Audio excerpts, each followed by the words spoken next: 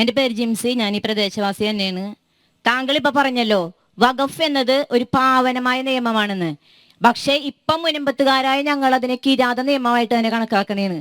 താങ്കൾ അതിന്റെ ഇടയ്ക്ക് ഒരു കാര്യവും കൂടി പറഞ്ഞിട്ടുണ്ടായിരുന്നു.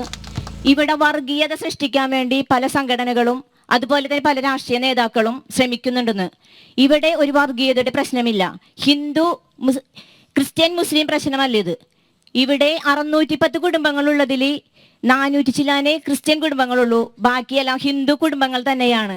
പള്ളിമുറ്റത്ത് നടത്തുന്നത് കൊണ്ട് ഇതൊരു വർഗീയതയുടെ ഒരു സമരമല്ല, ഞങ്ങളുടെ ഒന്നടങ്കമുള്ള ശബ്ദമാണ് മുനമ്പത്തിന്റെ. നേരത്തെ സംസാരിച്ച നമ്മുടെ BJP-യുടെ പ്രതിനിധിയോടും ജനം ചാനലിന്റെ നമ്മുടെ ആങ്കറോടും ചോദിക്കാനുള്ളത്, ഈ കഴിഞ്ഞ ദിവസം ഒരു 300 ഏക്കർ ഭൂമി, താങ്കൾ മാധ്യമപ്രവർത്തകനാണല്ലോ, കഴിഞ്ഞ ദിവസം ചാനലുകളിൽ വന്ന ഒരു വാർത്തയാണ്. ദേവസ്വം ബോർഡിന്റെ 300 ഏക്കർ ഭൂമി, അത് കോട്ടയം ജില്ലയിലെ പൂവണി ക്ഷേത്രവുമായി ബന്ധപ്പെട്ടുകൊണ്ടാണ്.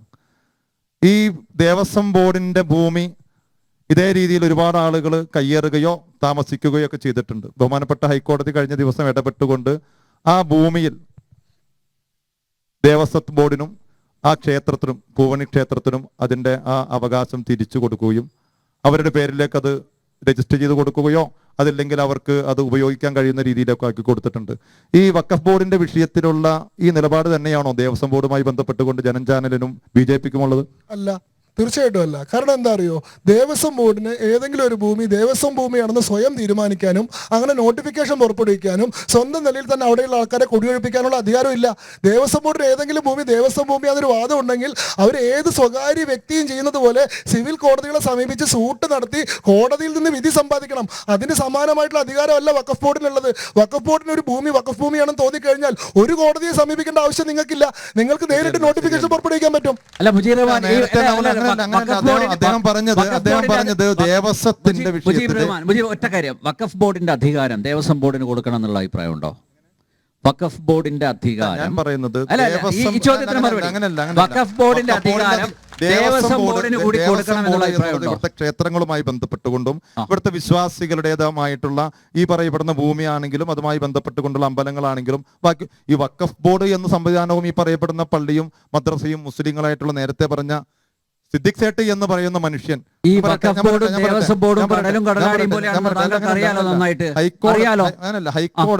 ഹൈക്കോടതിയിൽ ഇതുമായി ബന്ധപ്പെട്ടുകൊണ്ട് 300 ഏക്കറിന്റെ വിഷയത്തിൽ അവിടെ ഒരു തീരുമാനം എടുത്തു. ഇവിടെ ഇതുമായി ബന്ധപ്പെട്ട് നമ്മളെ സംബന്ധിച്ചിടത്തോളം നേരത്തെ സൂചിപ്പിച്ച പല ആളുകളും പറഞ്ഞിട്ടുള്ള പോലെ, നേരത്തെ ഒരു സഹോദരി പറഞ്ഞു, ഇവിടെ നടക്കുന്ന സമരവുമായി ബന്ധപ്പെട്ട് ഇവിടെ നടക്കുന്ന സമരത്തിൽ ഇവിടുത്തെ പാവപ്പെട്ട സമൂഹത്തിനെതിരെ ഞങ്ങളെ സംബന്ധിച്ചിടത്തോളം നേരത്തെ ഒരു കാര്യം ഞാൻ സൂചിപ്പിക്കട്ടെ. അത് അവർ പറഞ്ഞതിനും നേരത്തെ BJP-യുടെ പ്രതിനിധി പറഞ്ഞ കഴിഞ്ഞ ദിവസം എറണാകുളത്ത് നടന്ന പത്രസമ്മേളനവുമായി ബന്ധപ്പെട്ടുകൊണ്ട് ഇന്ത്യൻ എക്സ്പ്രസ്സിലോ ഹിന്ദുവിലോ വന്ന ഒരു വാർത്ത എടുത്തുകൊണ്ട് അദ്ദേഹം സൂചിപ്പിക്കുകയുണ്ടായി. ഇതാണ് നടത്തിയ പ്രസ്താവന, അന്നത്തെ പ്രസ് റിലീസാണ്.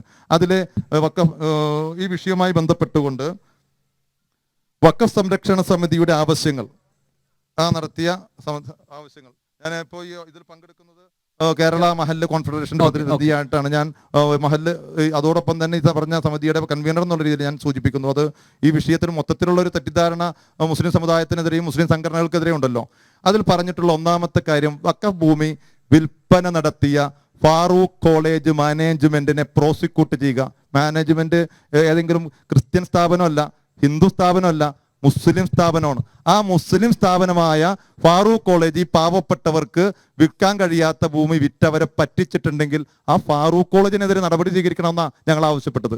2, നഷ്ടപരിഹാരം അവരിൽ നിന്ന് ഈടാക്കി കൊടുക്കണം. കാരണം പറ്റിച്ച ആളുകൾ അവരാണ്.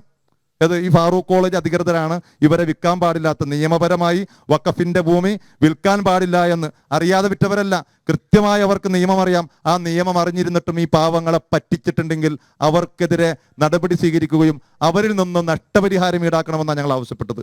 മുസ്ലിം പ്രതിനിധികളാണ് മുസ്ലിം സ്ഥാപനത്തിനെതിരെ പറഞ്ഞിട്ടുള്ളത്. അവിടെ മുസ്ലിമെന്നോ ഹിന്ദുവെന്നോ ക്രിസ്ത്യാനിയെന്നോ ഇല്ല, നീതി നടപ്പാക്കണം. രണ്ടാമത്തെ കാര്യം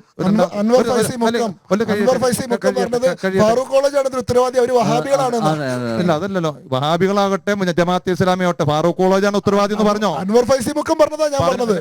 അൻവർ ഫൈസി മുക്കം നിങ്ങളുടെ സമസ്തയുടെ ചുമതലയിൽ ഇരിക്കുന്ന ആള് പറയുന്നു അവര് വഹാബികളാണ്, അതുകൊണ്ടാണ് അത് അവർ ചെയ്തത് എന്ന്. ഞാനും അത് തന്നെയാണ് പറഞ്ഞത്. ഞാനത് ഒരു വഹാബികളാണെന്നുള്ള പ്രയോഗം മാത്രം ഉപയോഗിച്ചിട്ടില്ല എന്നുള്ളൂ. ഞാനും പറഞ്ഞത് കുറ്റവാളി, ഈ പറയുന്ന മുക്കം ഫൈസി ഉസ്താദ് പറഞ്ഞതും വിനീതനായ ഞാനും പറഞ്ഞത് കുറ്റവാളികൾ ഫാറൂഖ് കോളേജ് തന്നെയൊന്നും അതിന് വ്യത്യാസമില്ല.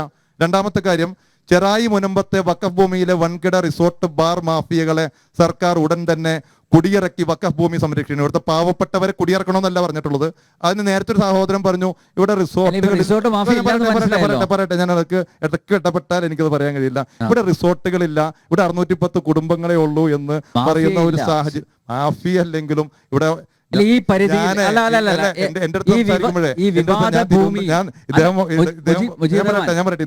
ഇദ്ദേഹം വടക്കൻ ജില്ലയിൽ നിന്ന് വന്നിട്ടുള്ള ഒരാളാണ്. ഞാൻ എറണാകുളം ജില്ലക്കാരനാണ്. എൻ്റെ വീട് ഇവിടെ ആലുവായിൽ മുപ്പത്തിടത്താണ്. ഞാൻ ഇപ്പൊ താമസിക്കുന്നത് വെണ്ണലയാണ്. അപ്പോൾ എന്നോട് ഇവിടെ റിസോർട്ടില്ല, ഇവിടെ ഈ പറയുന്ന മഹീന്ദ്ര ഇല്ല എന്നൊക്കെ പറയുന്ന ഒരു സാഹചര്യം നിങ്ങൾ ഒഴിവാക്കുക. ഇതുമായി ബന്ധപ്പെട്ട് ഒരു കാര്യം ഞാൻ കംപ്ലീറ്റ് ചെയ്യട്ടെ. ഞാൻ പറയാൻ വരുന്ന പോയിന്റിൽ തടസ്സപ്പെടുത്തല്ലേ.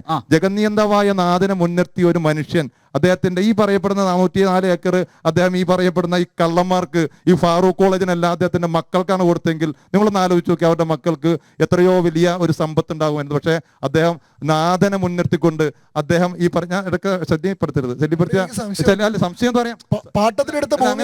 അങ്ങനെയല്ല സംശയങ്ങളൊക്കെ ചോദിക്കാൻ എൻ്റെ ഇടയ്ക്ക് ചോദിക്കുമ്പോൾ എൻ്റെ സംസാരം, അപ്പൊ ഞാൻ സംസാരം നിർത്തേണ്ടി വരും. ഇതുമായി ബന്ധപ്പെട്ടുകൊണ്ട് അദ്ദേഹത്തിന്റെ മക്കൾ തിന്നേണ്ട കാശ, അദ്ദേഹത്തിന്റെ മക്കൾ അനുഭവിക്കേണ്ട, അദ്ദേഹത്തിന്റെ തലമുറ അനുഭവിക്കേണ്ട ആ സമ്പത്ത് അദ്ദേഹം ഈ ഫാറൂഖ് കോളേജിന്, അദ്ദേഹത്തിന് അധികാരം ഇല്ലെങ്കിൽ ഈ പറയപ്പെടുന്ന രജിസ്റ്റർ ചെയ്ത് കൊടുക്കാൻ അങ്ങോട്ട് ചെന്നാൽ അവിടെ നിന്ന് ഓടിച്ചുവിടില്ല. കാരണം അദ്ദേഹത്തിന് ഈ ഭൂമിയിൽ അവകാശം ഇല്ലെങ്കിൽ അദ്ദേഹം ഈ പറയപ്പെടുന്ന രജിസ്റ്റർ ഓഫീസിലാണല്ലോ രജിസ്റ്റർ ചെയ്യുന്നത്, അതിന്റെ രേഖയുണ്ടല്ലോ. ആ കൊടുക്കപ്പെട്ടിട്ടുള്ള ഭൂമിയിൽ നേരത്തെ അദ്ദേഹം പറഞ്ഞു ഒരു ബാറും എന്തൊക്കെയുള്ള 2 ബാർ, പിന്നെ ഒരു ബിയർ പാർലർ. അദ്ദേഹം കൊടുത്തിട്ടുള്ളത് എന്തിനു വേണ്ടിയാണെന്ന് വഖഫാണ്. വഖഫിന്റെ പ്രാധാന്യം എൻ്റെ പ്രിയപ്പെട്ട സഹോദരങ്ങളെ നിങ്ങൾക്കറിയുമെന്ന് എനിക്കറിയില്ല. അത് പരിശുദ്ധമായ പള്ളി നിർമ്മിക്കാൻ, മദ്രസകൾ നിർമ്മിക്കാൻ അദ്ദേഹം ഒരു വിദ്യാഭ്യാസ ആവശ്യത്തിന് വേണ്ടി കൊടുത്ത സ്ഥലത്താണ് പറഞ്ഞത് ബാറ് ഈ പറയപ്പെടുന്ന സംവിധാനം. അത് ഇസ്ലാമികമായി പാടില്ലാത്ത കാര്യമാണ്. അവിടെ ചതിക്കപ്പെട്ടിട്ടുണ്ടെങ്കിൽ, മൂന്നാമത് പറഞ്ഞിട്ടുള്ളത് മുനമ്പത്തെ വഖഫ് ഭൂമിയിലെ താമസിക്കുന്ന കുടുംബങ്ങൾക്ക് പൂർണ്ണമായ നഷ്ടപരിഹാരം നൽകണം. അവരെ വഞ്ചിച്ചവരിൽ നിന്ന് ഈടാക്കി നൽകുക. ഒരിക്കലും നിങ്ങളെ ഒറ്റപ്പെടുത്തിക്കൊണ്ടോ നിങ്ങളെ അവിടെ നിന്ന് തെരുവിലേക്ക് ഇറക്കിവിടാൻ ഇവിടുത്തെ മുസ്ലിമീങ്ങളോ മുസ്ലിം സംഘടനകളോ ആരും ആവശ്യപ്പെടുന്നില്ല. നിങ്ങൾക്ക് നീതി കിട്ടണമെന്ന് തന്നെ ഞങ്ങൾ അങ്ങനെയാണെങ്കിൽ ഈ കോർഡിനേഷൻ കമ്മിറ്റി ഇവർക്ക് നഷ്ടപ്പെട്ട റവന്യൂ അവകാശം പുനഃസ്ഥാപിക്കണം എന്ന് പറഞ്ഞുകൊണ്ട് സർക്കാരിനോട് പത്രസമ്മേളനം നടത്തി അങ്ങനെ ഒരു കാര്യം പറഞ്ഞിട്ടില്ല. മുനമ്പത്തുകാർക്ക് നഷ്ടപ്പെട്ട റവന്യൂ അവകാശം പുനഃസ്ഥാപിക്കണമെന്ന് മഹല്ല് കോർഡിനേഷൻ കമ്മിറ്റി സർക്കാരിനോട് ആവശ്യപ്പെട്ടു. ഭൂമി താമസിക്കുന്ന കുടുംബങ്ങൾക്ക് പൂർണ്ണമായ നഷ്ടപരിഹാരവും വഞ്ചിച്ചവരിൽ നിന്ന് അല്ല, അവർക്ക് നഷ്ടപ്പെട്ട റവന്യൂ അവകാശം ഈടാക്കി കൊടുക്കണമെന്ന് ഞങ്ങൾ നഷ്ടപ്പെട്ട റവന്യൂ അവകാശം പുനഃസ്ഥാപിക്കണം എന്ന് ആവശ്യപ്പെട്ടിട്ടുണ്ടോ? ഇല്ല.